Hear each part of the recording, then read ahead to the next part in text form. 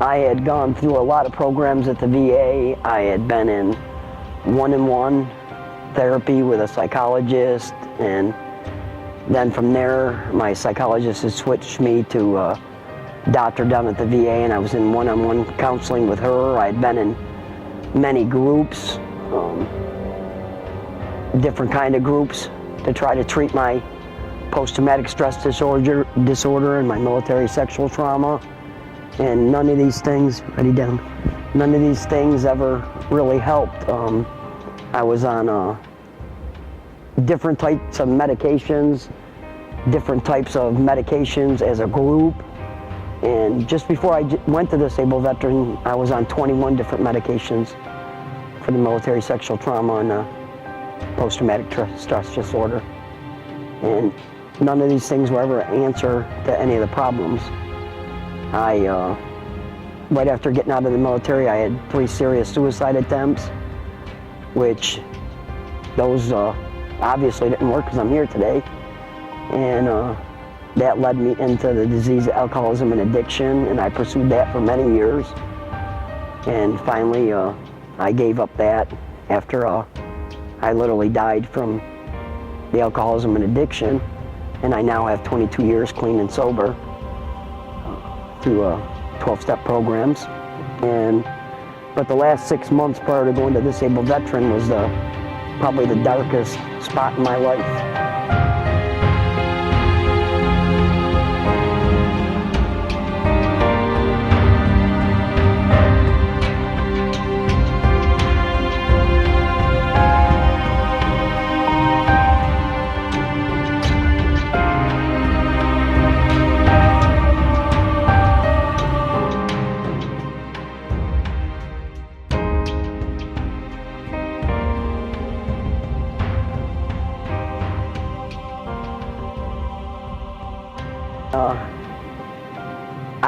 I was actually terrified to go because I knew I had to stay 3 weeks in a hotel room by myself.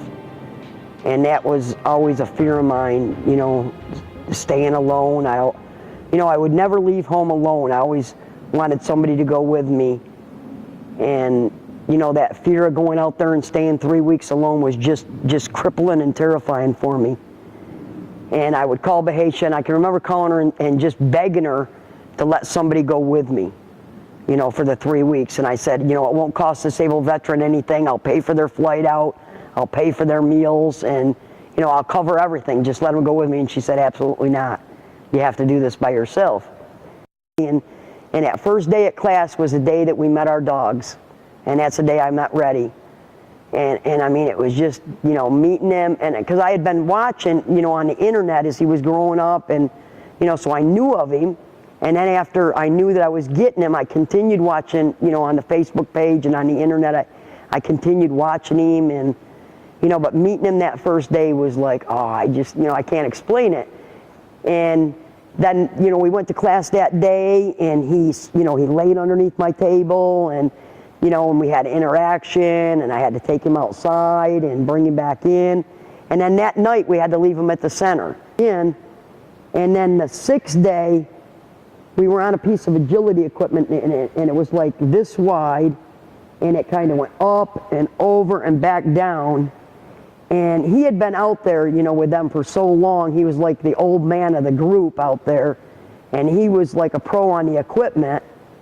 And, he started up on it, and he got going across it, and he was almost running, and I was having, a hard time keeping up with him, and it was the leg of the equipment, I think, is what I tripped on. And it just seemed like the more I was trying to catch my balance, the faster I got going, and I face planted into the wall at the end. And then, the next thing I know, I was flat out like a pancake, and Bahesha and Michelle and all the veterans come running over. And the next thing I know is all I hear is Bahesha, like, Debbie, can you get up? And I'm like, and I think she pretty much thought I was going to be unconscious as hard as I hit, but I suffered a major concussion, a deviated septum, I think they call it, but the middle part of your nose there was deviated. And I was pretty hurt, and she says, I think you need to go to the VA, because, there was major bleeding from my nose. And I'm like, I don't want to go to the VA. And then after they got me up, they made me go to the Marion VA there in Illinois, and I went. and they told me that I had to stay down for 48 hours. So it was like 4 o'clock, I got back to my hotel room, and I was down for 48 hours, and she wouldn't let me have Reddy. So I couldn't have him in my hotel room. She took him back to the center. And so when I went back to the center, or back to the training center, it was like the third morning after that, she called me into the office and she told me that the board had voted, and that they had voted that I wasn't going to be able to take Reddy home. And I mean, that just devastated me, because she said the reason being why the board voted that way is because the first week I had done no work, and that the program was only 3 weeks long. And that basically the first week was a waste for me. And I started to, I mean, it wasn't just a cry, I started to sob. And I took my finger like this and I pointed it at her, and as I'm sobbing, I said, I'm going to prove you and that board wrong. I said, and I didn't say that dog or anything like that, I said, my dog's going home with me. You know, and I knew that I had a lot of work cut out for me, you know, because I was pretty sick when I went out there, you know, not really so much physically, even though that first week I would come into class in the morning and I would actually get nauseous and vomit, you know, just from the fear, the anxiety, just physically made me that sick that I would vomit. You know, and it was like the second morning in class, she said to me, she says, Debbie, she says, you know that bags we gave you that you carry your books in?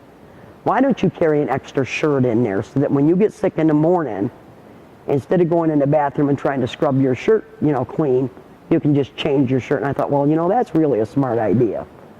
You know, but that's just, you know, that's just how sick I was, that I would be basically up all night from not being able to sleep, from being alone in the hotel room, sick all day from just the nauseous and the throwing up, and tired that, you know, I'd lay on the desk, it's like a table, I'd lay on the table and the other veterans would be going, Debbie, you need to wake up and listen. I'd go, yeah. And then I'd fall asleep, you know, because I just was so tired, you know, and I'd try to listen to the best I could, you know, and the other vets, I'm telling you, were just trying to help me, you know, because they knew the shape I was in, you know, so really the first week was just a waste, you know, and I couldn't disagree with her, I had to agree with her. You know, but yeah, I really wanted the help. You know, so when I came back and she told me what she told me, and I looked at her and I pointed and I said what I said, I meant it. Because I didn't want to go back, I didn't want to come back home as sick as I was when I went out there. You know, so I made up my mind, and actually the 48 hours that I was down in the hotel, I was actually thinking, you know, about the time that was such a waste, and knowing that I didn't want to go back home sick. You know, and I really started praying and, you know, and asking God to help me, you know, to get me through the next 2 weeks, because I didn't want to go back to shape, you know, back home the shape that I went out there in. You know, so, you know, I buckled down and I started to really, you know, if you say apply yourself, or, you know, started to do the work, you know, and I guess, you know, somehow, you know, whether he changed me or gave me comfort enough to sleep, you know, I don't know what it was, but I started to sleep better at night, you know, so I was more rested during the day to do the work I had to do, and that's where the work began, as during my second and third week. The second and third week, Bahesha actually made us start doing some things by ourselves. I think it was actually more like started into the third week. She made us start doing some things by ourselves. She actually made me go get a haircut by myself, and it was actually in preparation for graduation. So Reddy and I had to take the van. There was a dealer out there that loaned the group of veterans a van to get back and forth from the hotel to the training center. So after class one night, she made me take the van and Reddy and go get a haircut by myself. So that was one of the first times that him and I did anything by ourselves. And that was quite an experience. And then after I got home, you know, there was a few things that, it was close to Veterans Day when I got home, you know, and Veterans Day morning, him and I went out to breakfast by ourselves, you know, so things started progressing. And then I went to a spiritual retreat in Northern Virginia after dark. That was the thing. It was after dark. I had to drive to McLean, Virginia up 95 by myself. And prior to October, I would have made up all these excuses on why I couldn't do it. I got to go up 95. I might have a flat tire. If I have to have a flat tire, I have to pull off the side of 95. A, B, and C might happen. And it would have crippled me enough that I plain wouldn't have gone. Reddy and I have been to Raleigh, to a speaking engagement. We've been to Charlotte, North Carolina, to an NBA basketball game. I, in turn, have made a decision that I'm going to move into a motorhome and start traveling to just spread word that there's a need for funding for these service dogs, because he's just made such an impact on my life. And it's not only the service dog, it's a package deal at Disabled Veteran. If I had gone out to Disabled Veteran and they just handed me a service dog and sent me back to Fredericksburg, Virginia, I don't believe in my heart of hearts it would have worked. Or if I'd gone to Disabled Veteran and they just put me through a trauma resiliency program and didn't give me Reddy, I don't think it would have worked. I believe it's a combination of the two things together. They made me go through a trauma resiliency program that made me deal with my military sexual trauma issues, which caused my post-traumatic stress disorder.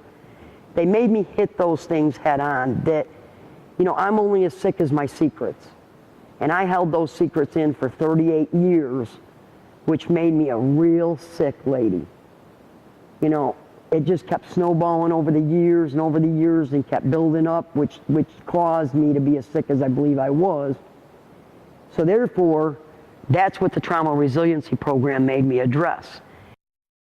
And then there's Reddy, and he's trained to alert me for anxiety attacks, panic attacks, turn lights on and off, open refrigerators, open and close doors, take my socks off, wake me up from nightmares. And, you know, so like I said, I couldn't have done it with just one part or the other part of the program. It takes both parts, you know, him and the trauma resiliency program, you know. So, you know, I'm just grateful that, you know, Disabled Veteran was there for me, you know, to just give me that 180-degree turn and give me my life back, because, you know, I've got a life beyond my wildest dreams now. You know, when I came into the 12-step program, they told me I was going to have a life beyond my wildest dreams. But it's been a, you know, this is the thing, is it's the 22 years I have, it's been like a roller coaster. It's been ups and downs, ups and downs, and ups and downs. But, you know, I can truly say today that I've got a life beyond my wildest dreams. You know, I don't have any restrictions. You know, if I want to go here, I go there. If I want to do this, I do that.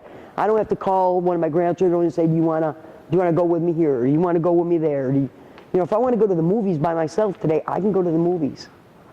You know, if I want to go shopping, I can go shopping. If I want to go out to eat, I can go out to eat. You know, you know, I think I could almost cry the first time I went out to eat by myself, or the first time I did anything by myself back here in Fredericksburg. You know, and nobody can understand unless you've been there. You know, and it almost feels like a hostage in your home when you got to call one of your kids or one of your grandkids or one of your friends to do something with you because you want to do it. You want to go shopping and you can't go shopping because you can't do it by yourself. Or you want to go to the movies and you can't do it because you can't do it by yourself because of the fear of something happening to you, or the fear, you know, of you know, somebody coming upon you, or, you know, just that hostage type feeling, you know, and unless you've been there, you don't understand, you know. And it's just like your life. I guess when Bahesha told me, when I graduated with Reddy, and Bahesha told me, welcome home, Debbie, was the first time that I felt like I'd been home since I joined the military and since I walked out of the military. Because that's where I feel like I lost my life, is in the military. That's where I feel like I lost my life. Even though I didn't die, but I lost the life as I knew it, was when I was in active duty military. That's where I feel like I lost my life as I knew it. You know, but when I graduated from Disabled Veteran and she said, welcome home, was the first time I feel like I've been home. And, you know, that's why they say the journey home. And the side of his vest says, the journey home. You know, because you're on the journey back home. You know, and like I said, it's the first time I felt like, you know, I've been welcomed back home. To the home that I left and the home, you know, that I know now. Thanks.